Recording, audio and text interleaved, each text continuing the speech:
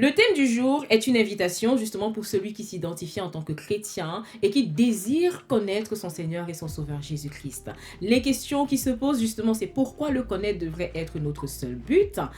Quels sont les faits que nous devons connaître justement par rapport à Jésus-Christ et comment est-ce que se rassurer qu'on le connaît même réellement, ce Christ-là. On en parle maintenant en se disant à toutes après le générique. Let's go!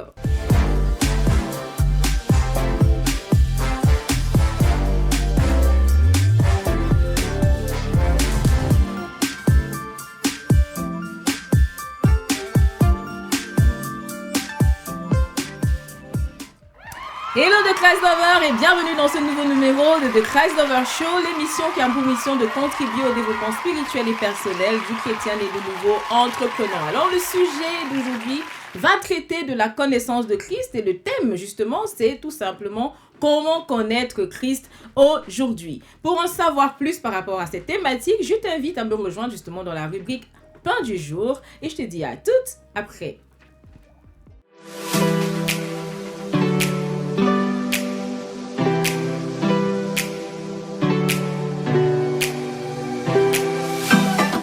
Le pain du jour, voilà, tout croustillant, tout chaud, se retrouve justement dans le livre de Philippiens 3 à partir du verset 10 et on peut justement lire dans la parole vivante le verset suivant, ça dit ceci. Mais croire en Christ, d'accord? Mais croire en Christ, c'est faire de lui, donc, mais croire en Christ, lui faire confiance, c'est faire plus intime connaissance avec lui. Or, c'est là toute mon ambition, ça il faut que tu soulignes. Et le connaître de mieux en mieux, expérimenter la puissance émanant de sa résurrection et communier à ses souffrances en mourant avec lui.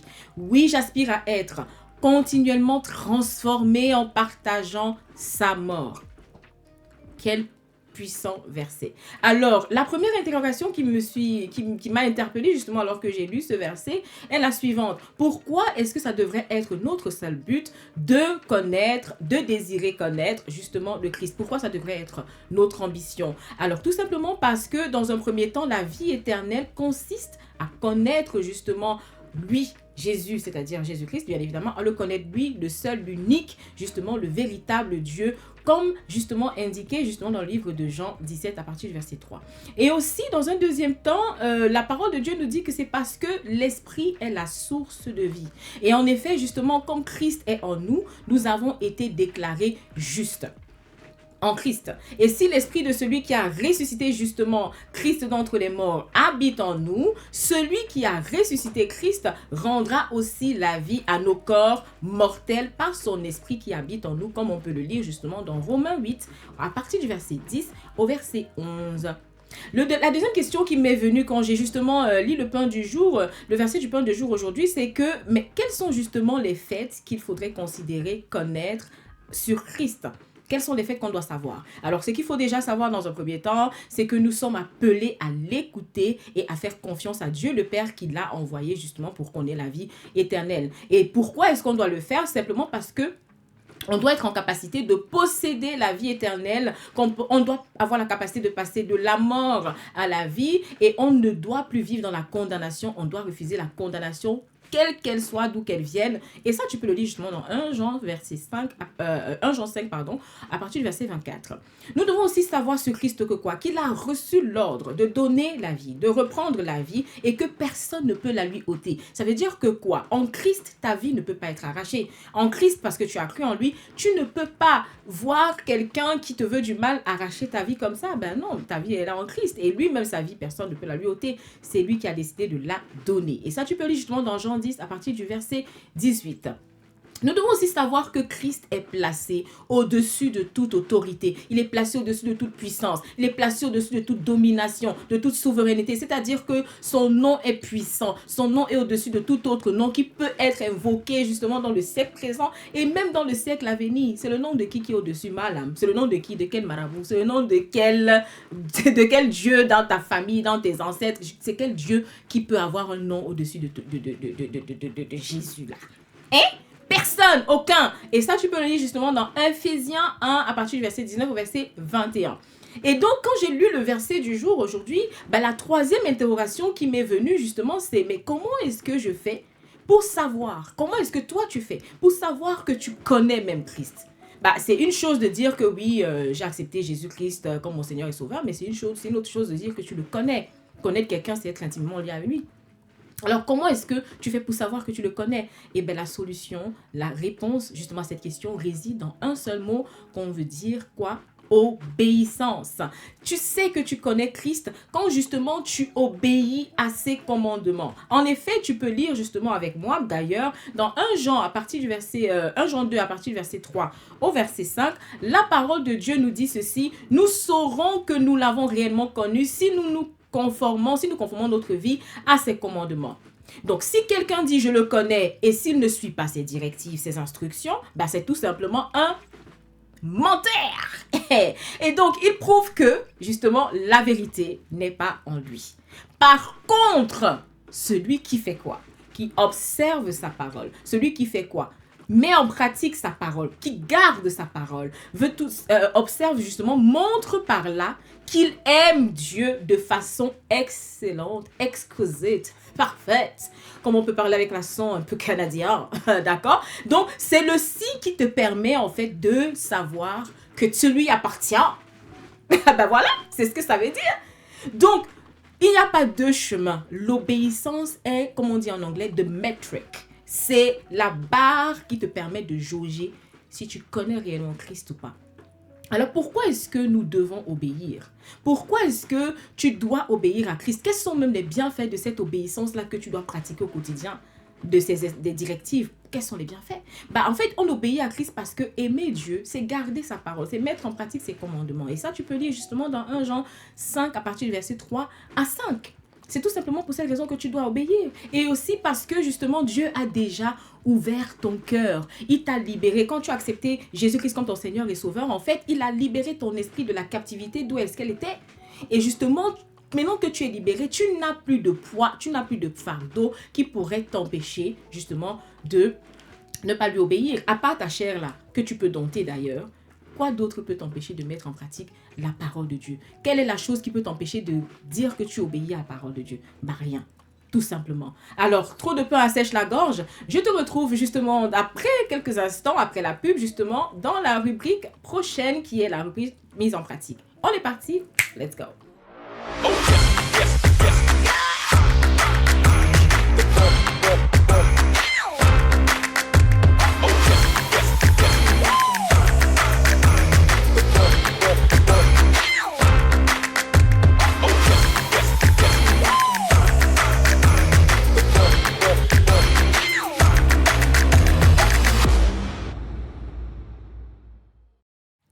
Un peu de pub, c'est bien. Et comme je te l'ai dit, justement, comme promesse après la pub, je t'ai dit qu'on se retrouve dans la rubrique mise en pratique. Alors, on annonce ça tout à l'heure et on se retrouve. Allons-y.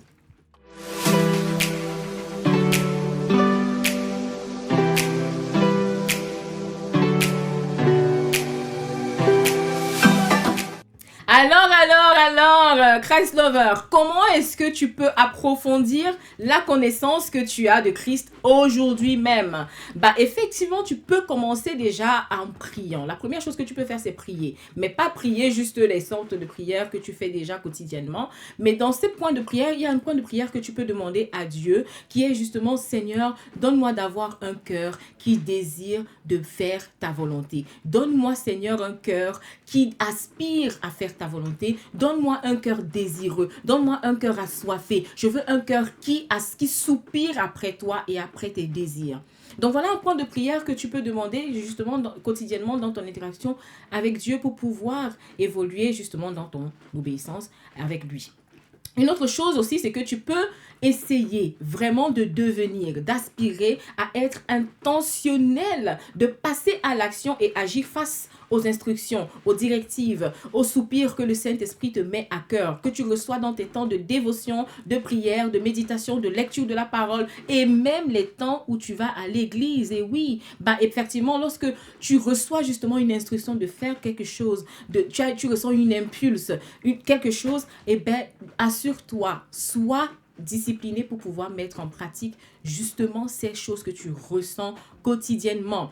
Par exemple, moi, la parole de Dieu me dit clairement qu'il faut que j'aime mon prochain. Et une façon d'aimer mon prochain, c'est mettre mes services et ce que je connais, mes talents au service de l'autre. Et c'est pourquoi justement j'annonce depuis une semaine déjà que je te propose les services. Tu peux m'appeler, tu peux essayer si tu as des questions, comment travailler avec moi. Si tu as des soucis, des questions, tu peux me hit up. Voilà, tu peux scanner justement le QR code qui est placé là et tu peux essayer de voir avec moi. Je te dispose de 20 minutes de mon temps. Et si tu as d'autres questions aussi en rapport avec d'autres choses, je peux te répondre. Ça, c'est ce que je choisis de faire pour manifester l'amour envers mon prochain. Ça, c'est une chose que je décide de faire. Une autre chose que j'ai à cœur de faire, c'est d'aider les femmes à révéler leur beauté intérieure, à ce que ça rayonne à l'extérieur. Et ça, je le fais au travers justement du programme Chic Boss Academy qui va certainement ouvrir ses portes en janvier. Et je t'attends déjà justement dans le mail lorsque tu vas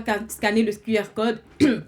Tu peux prendre déjà contact et mettre tes mails. Je vais t'annoncer toutes les choses qu'il y a besoin de faire parce que là, on est en fin d'année. Voilà, on va passer les temps des fêtes. Mais en janvier, on va reprendre de plus belle. Si tu es une femme, tu es une boss, tu veux miser et améliorer ton capital beauté, ben déjà, tu es belle. Tu n'as pas besoin d'améliorer quoi que ce soit. Mais tu veux faire polir, tu veux polir et tout ça.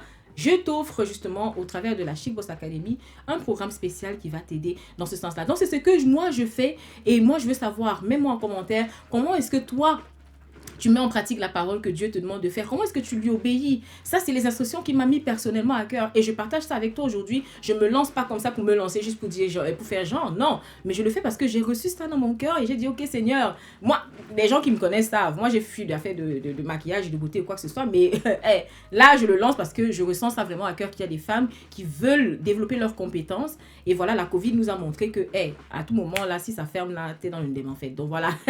Bon, anyway. Donc, on va continuer avec le prochain point. Tu me laisses en commentaire comment est-ce que toi tu aspires à justement aider ton prochain. Le troisième point, c'est que après tout, il faudrait que tu essayes vraiment intentionnellement de marcher dans l'amour. Et pour marcher dans l'amour, la chose qu'il faut faire, c'est que tu apprends à pardonner.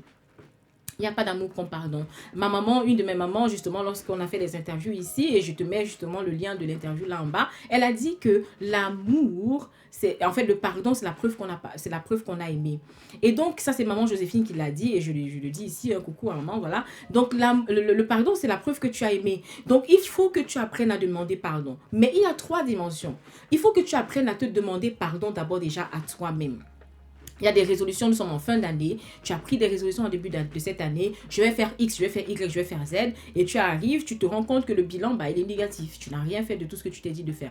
Demande-toi pardon. Demande-toi pardon peut-être de t'être overestimé. Voilà, d'avoir surestimé ou sous-estimé même tes capacités. Demande-toi pardon parce que tu ne te connais pas encore. Tu ne sais pas ce que tu peux accepter, ce que tu ne peux pas accepter. Demande-toi pardon. Fais la paix avec toi-même. D'avoir laissé peut-être telle personne te manquer de respect. De n'avoir pas dit à telle personne qui t'a offensé, voilà, au lieu de passer le temps à replay dans ta tête que la prochaine fois, non, mais demande-toi pardon et améliore les fautes, les manquements que tu vois, que tu observes dans ta vie.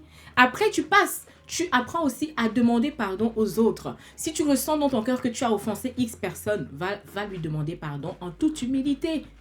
Les paroles douces amorcent la colère, ça désamorce la colère là, d'accord? Donc, apprends à demander pardon. Et la troisième chose que tu peux faire aussi, c'est demander.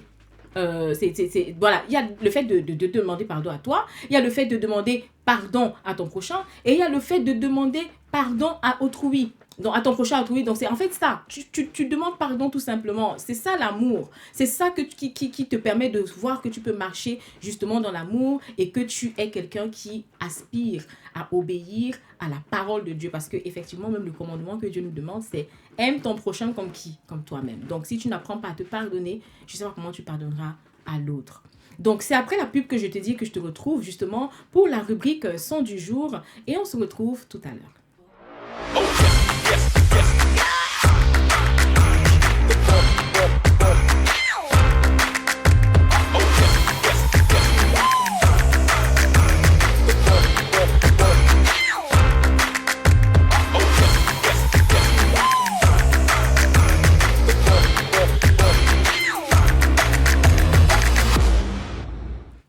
Le son du jour, Christ Love Lover vient justement d'un grand-père, justement dans le secteur de la louange. Je sais que si tu dates un peu, voilà, tu ne le connaissais pas, tu vas le découvrir aujourd'hui. En tout cas, c'est un grand-père, c'est pas quelqu'un qui est, voilà, c'est quand tu donnais ta vie au Seigneur dans les années 2000, ouais, là, voilà, c'était le papa là qui chauffait à l'époque.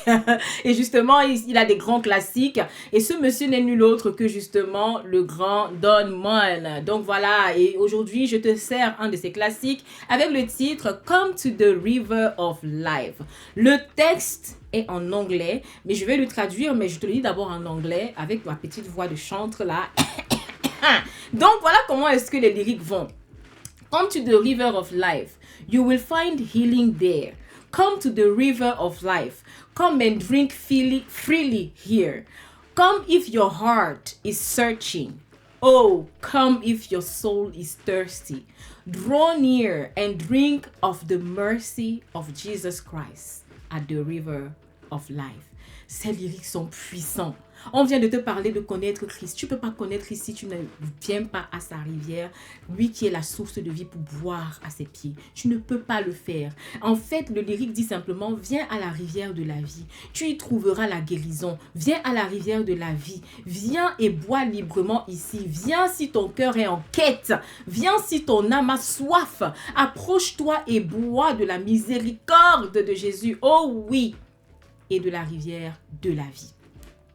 Franchement, tu ne peux pas connaître Christ si tu ne soupires pas avec lui, comme je te l'ai dit au préalable. Il faut que tu pleures devant le Seigneur, que tu désires à mettre sa parole en pratique. C'est ça qui va te permettre de savoir que tu l'aimes. C'est ça qui va te permettre de savoir que tu le connais.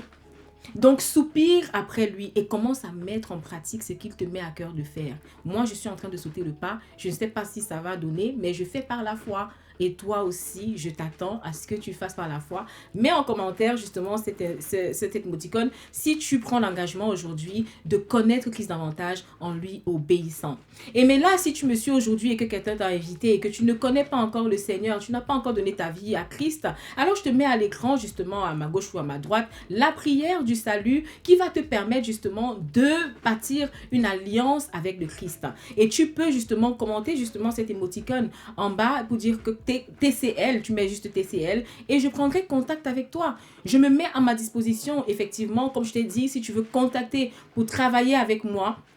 Je te mets justement à l'écran le QR code pour que tu puisses travailler avec moi. Si tu as des questions relatives à ta spiritualité et à toute autre chose, je reste disponible. J'ai 20 minutes de disponible pour toi. Et aussi, si tu veux acquérir justement les bases et les compétences pour pouvoir révéler la beauté que tu as déjà à l'intérieur, à la beauté extérieure, je te mets justement à l'écran tout ce dont tu as besoin pour savoir, de savoir pour la Chic Boss Academy. Et je suis très très heureuse de pouvoir me disposer comme ça pour pouvoir travailler avec toi en cette année et l'année prochaine, pourquoi pas. Alors je te dis merci de m'avoir suivi aujourd'hui et je te retrouve la semaine prochaine pour un nouveau numéro de The Christ Lover Show. On est parti, au revoir.